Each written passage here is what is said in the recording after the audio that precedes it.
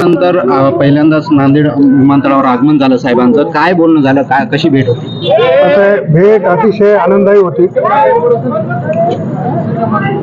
आणि त्यांचं स्वागत सर्वांनी अतिशय उत्सुकपणे केलेलं आहे.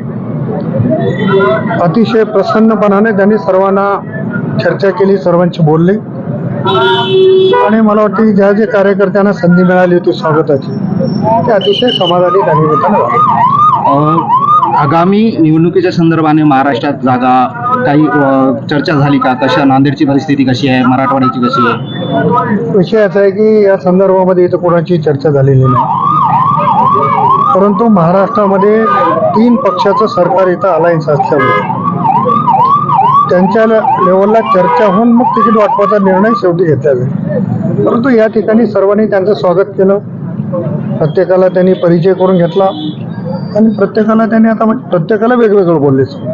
ज्यांनी काही प्रश्न विचारला असेल तर त्याला उत्तर द्यायचं काम त्यांनी.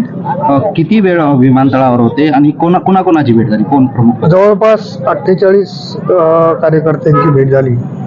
त्यामध्ये अशोकराव चव्हाण होते, मी होतो, हेमंत पाटील होते, डॉक्टर अजित गोपछडे होते, आमदार मंडळी होती, पक्षाचे 3 अध्यक्ष होते आणि सगळ्या पक्षाचे पदाधिकारी देखील आहेत. कोणता मंत्र दिला का? मोदी मंत्र कोणता दिलाय का महाराष्ट्र? मोदी मंत्र कायमच आहे, नवीन द्यायची काही आवश्यकता नाही.